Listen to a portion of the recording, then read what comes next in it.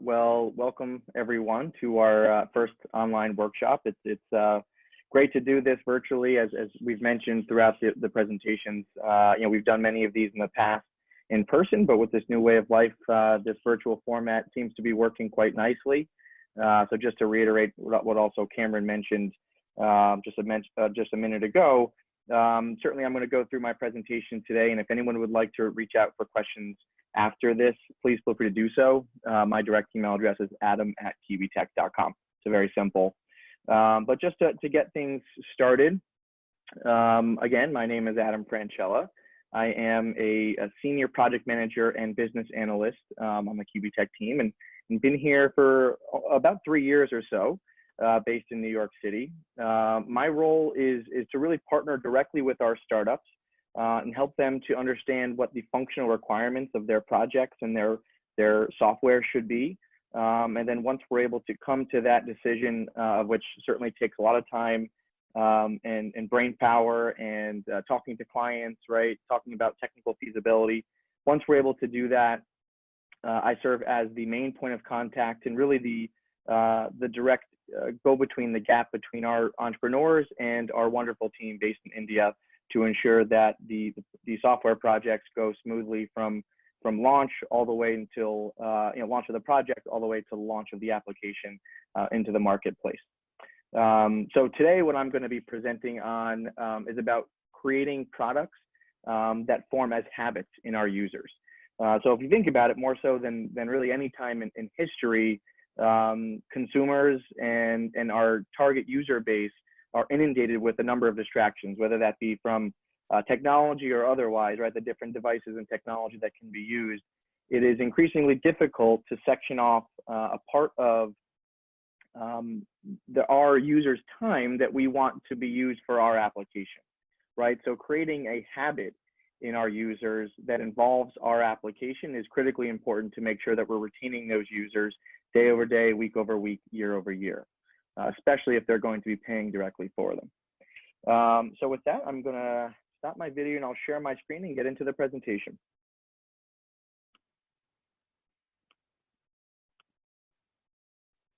Donna, let me know when you can see my screen.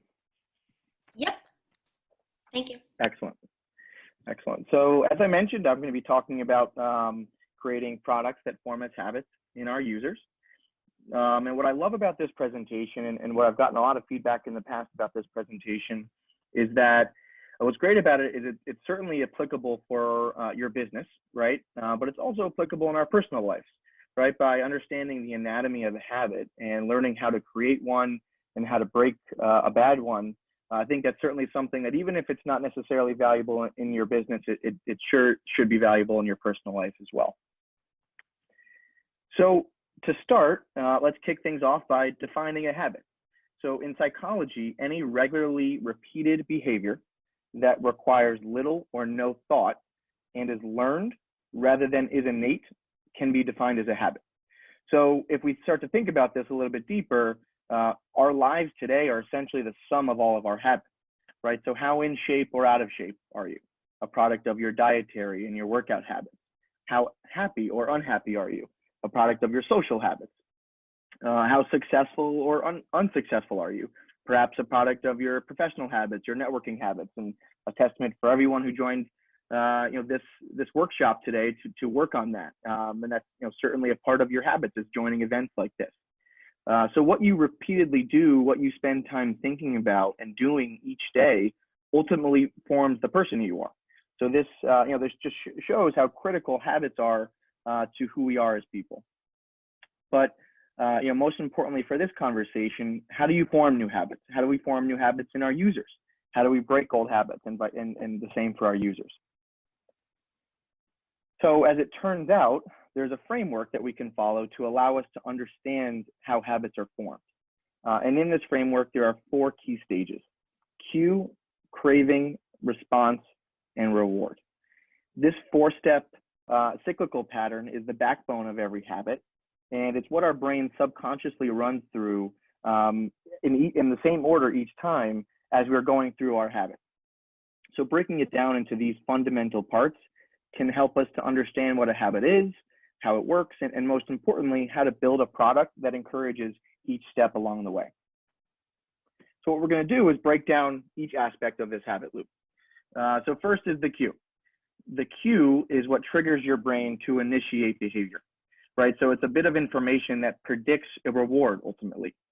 Today, subconsciously, we spend most of our time learning cues that are predicting these secondary rewards, such as money, fame, status, praise, approval, love, right? Personal satisfaction. All these different types of rewards are what our brain is constantly trained to be finding cues that might lead to those rewards. And your mind is continuously analyzing both your internal and your external environment for hints of where those rewards might be. And just to expand on cue, there's different types of cues, right? So one might be time, right? Every night before you go to sleep, you end up plugging in your devices, and that becomes a habit for you. Another one might be location, right? So let's say at your office, when we can all return to our office, there are cookies next to the water cooler, right? And sooner or later, those cookies are associated with that location of the water cooler. Another one is a preceding event, right? So every time my phone buzzes, I crave to know what notification I received, and ultimately I end up opening my phone, and that becomes a habit. Another one might be an emotional state of mind, right? So every time you're sad, perhaps you listen to Coldplay. At least that's something that I do. So those are the different types of cues that we might find. So now moving forward to the craving. Cravings are the second step of the habit loop, and they are the motivational force behind every habit. Without some level of motivation, some level of desire, and really without a craving to change, we have no reason to act. So what you crave is not necessarily the habit itself, but it's the change in state that it delivers. Just to use an example here, people are not motivated by the act of brushing their teeth, but they're motivated by the feeling of a clean mouth, right? So that feeling is the craving. You're not motivated because you want to turn on the TV. You're motivated because you crave the entertainment, right? That's the change in state that the TV is bringing to you, and that is the craving.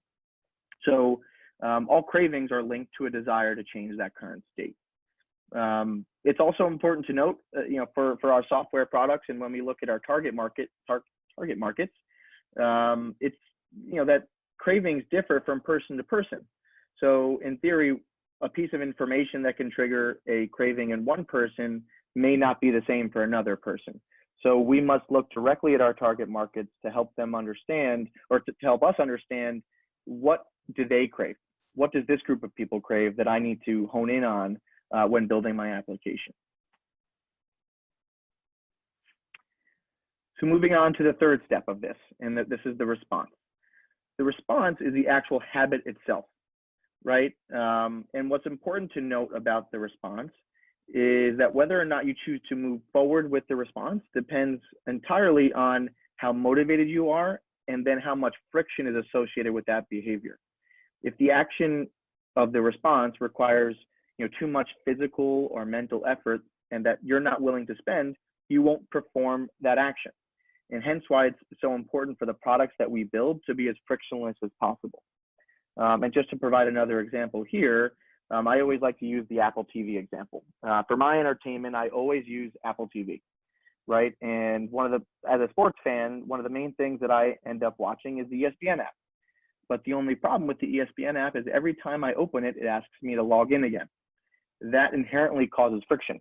So every time that happens, I need to ask myself, do I want to put in this password, username and password manually with this kind of clunky system to be able to watch the sports content that I was craving? Or is it not worth it to me? And I'll move on to Netflix, which I'll be able to, 2 clicks of a button, I'll be watching something. So that right there is an example of the friction that was caused by that application and by the rules that were created for that application, that perhaps deters a user from going in and actually performing the response of watching ESPN.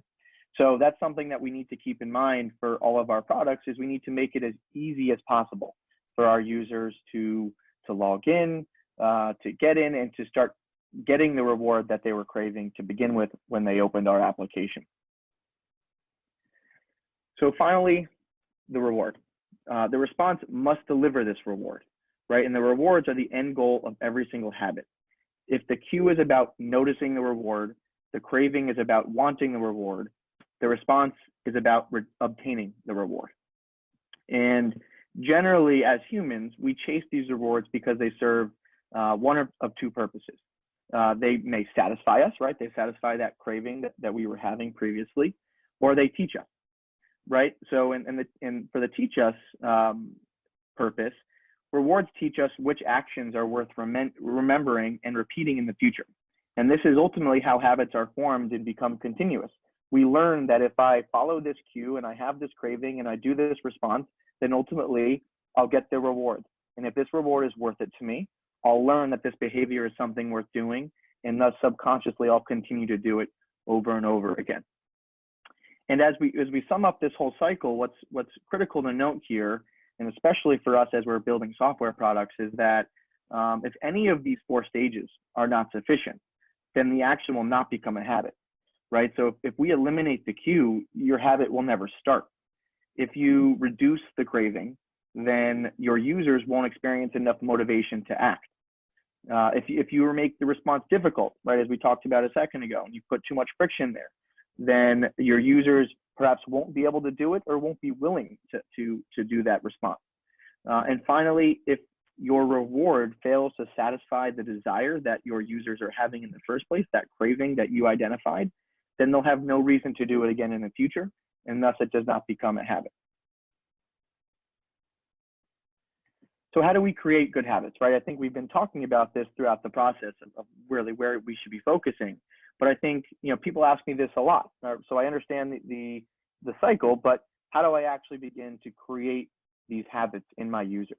I think what's more important than anything else is breaking down the habit really into these 4 steps and honing in on each individual one. Look at the cue, figure out what kind of cue is my application using. Is it a geolocation notification, right? Is it a notification of any kind? Do I have a Google Chrome add-on that I can help people to get into my application as a cue? What is the cue I want to use? Is it perhaps a time? I want them at this time of day always using my application. Figure out what that is. Then look at the craving, right? Look at your target market. Make sure that the craving that you're identifying is one that is attractive enough for your users to act on. Finally, we talked about the response in depth. Make sure it's as easy and as frictionless as possible for your users. And finally, the reward. Make the reward worth the action, right? I'm going through this process subconsciously. I'm acting on it. We need to make sure that in our users, the reward is worth the action that they have gone through to get that reward. And that will make them come back over and over again, day after day, week after week, and ultimately year after year.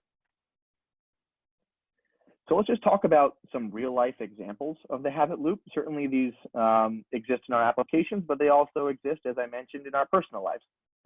So let's go through the first one. So your phone buzzes with a new text message, right? The cue here. Ultimately, the craving is you want to learn the context of that message. So the response is you grab your phone and read the text. So ultimately what happens is, because you're satisfied with the craving of reading that message, grabbing your phone becomes associated with your phone buzzing. And you can see the pattern going here. So another cue here is a time cue. You wake up, your craving is you want to feel alert. Your response becomes, okay, I'll drink a cup of coffee. And then ultimately drinking coffee becomes associated with waking up. Third one, and this is one certainly I'm guilty of at times. Maybe you hit a block on a project at work. That's the cue. And then the craving is you feel stuck and you want to relieve that frustration. So your response becomes, okay, I'll pull out my phone and I'll just quickly scroll social media to try to relieve that frustration. And down the road, as you can see, a habit forms that every time you're feeling stalled at work, you end up checking social media. This last one may just be unique to me, but anytime I walk by a Subway restaurant and I really think that they're pumping out that smell of bread purposely. But when I do, certainly that's a craving, that's a cue for me that gives me a craving of an Italian combo. And ultimately the response becomes I walk in and I buy that Italian combo. And that becomes a habit in my mind that every time I smell the bread that's associated with eating at Subway, I end up going in and purchasing a sandwich. So real quick, let's talk about some of the ways that applications that you may have experience with are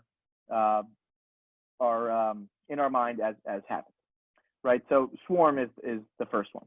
So I'm not sure if anyone is familiar with Swarm, but if not, I'll give you guys a quick overview of what it is. It was what initially was called Foursquare. Foursquare has become the equivalent of Yelp, but Swarm is the ability to check in at different locations. So if I'm at a new restaurant, or a new city that I've never been to, or it could be really anything, then you can check in. A user can check into that location, and essentially it's a social media application that that check-in goes to the users that follow you, and it almost gives you social currency. So as you can imagine, what's critically important to Swarm is that every time that you enter into a new location, right, whether that's a restaurant, bar, whatever it might be, they need that to be a cue for you to end up going into Swarm and checking in. Because if you don't check in while you're there, then you're never going to do it, and their application becomes unsuccessful because no one is checking in the way that they want to. So the way that they broke this down is as follows, right? So the cue for them is geolocation notifications. That's one. Anytime that I walk into a new bar or restaurant, because Swarm has my location, they can know that, okay, Adam looks like he walked into ABC Kitchen in New York, and trigger a notification to me that says, hey, Adam, are you at ABC Kitchen? Would you like to check in? Right, and that becomes a cue for me that inevitably goes to the next step of this, which is the craving.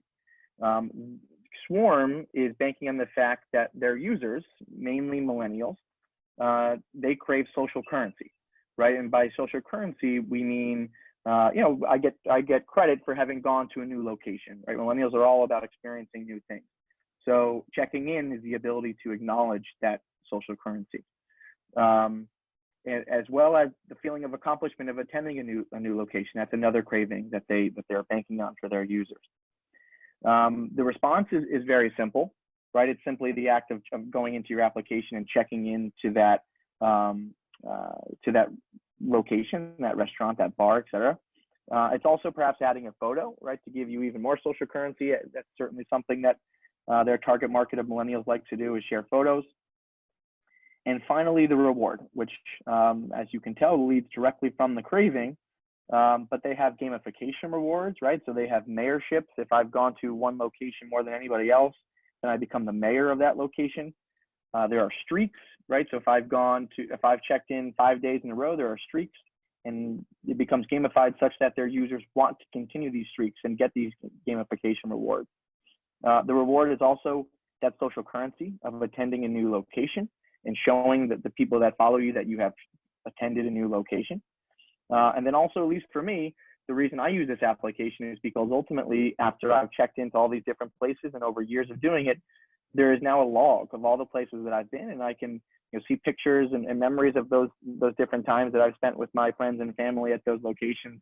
And it's a very cool thing to be able to look back like that. So that's another reward that they're banking on for their users. So I was going to also go through Instagram, but Donna, correct me if I'm wrong. Am I just about out of time? Yes, you have just under a minute left. Got it. Okay. Well, very quickly, I'll go through Instagram. And this application, as many of us, I'm sure, use, has probably done the best of almost any application, perhaps outside of TikTok these days, of really creating habits in their users. And they use some of the same cues and cravings that Swarm does because it is social media. So some of their cues are notifications like posts and likes and comments. But also Instagram, anytime people eat an excellent meal or they go to a unique experience, Instagram has made that a cue for people, right? If I go somewhere with a beautiful scenic view, I'm immediately thinking of, wow, I want to take a picture of this and share this with my friend. And that's a very unique cue, and something, especially in the users that they're targeting, in the millennial generation and below. That's something that we're really looking to, is to have more experiences like we talked about in Swarm, And the ability to have this as a cue is massive for them. So really quickly, again, craving is perhaps entertainment, alleviating boredom, social currency, acknowledgement from others. The response is simply browsing a feed or posting a photo or video. And the rewards, are that social currency, likes, comments, views. You gain the entertainment of going through your own feed and also just staying up to date with friends and news, etc. Okay, so that is my presentation. I'm going to now share my video again and take any questions. And at times when I do this presentation in person, I oftentimes try to make it very interactive because it's a topic that a lot of people can relate to. There's certainly habits in many of our products, but some of the example habits even in real life, I hope many of you can relate to. So I try to make it interactive. So would love to hear any questions. All right, perfect. Thank you, Adam. That was some interesting psychology there. All right, and viewers, if you have any questions, please send them to the moderator or the admin host on the chat below. The first question is, how do you apply this for a B2B? Do you have any examples? So I think it depends on the application. Certainly, B2B is just a very wide bucket of applications and of companies. An application that we almost chose to put in here was Slack, right? So Slack is certainly a B2B application. They're selling Slack to different companies. Yet Slack has thought very hard about their notifications, about they chose to create a desktop application that was one of their conscious choices as a B2B app, but rather than a web-based application. I think that was in relation to having a queue, having an actual application versus just being caught in one of the many tabs that people have. So I think there's ways to think about it. At the end of the day, all B2B applications still do have end users, right? They have those users that are going to be coming in and hopefully using it every single day. So while your sales are generally directly to more, maybe heads of marketing, heads of sales, heads of compliance, right? Whoever you're selling into, there certainly are target users there. So it's important to think of those target users and to break down the habit lifecycle into each of those 4 stages, specifically for those people who are actually going to be using your app, not necessarily the people you're selling to. All right. Thank you for that. Would you say that a queue for a labor marketplace platform is every time they need to hire? Should the queue be something driven by our company instead of something internal?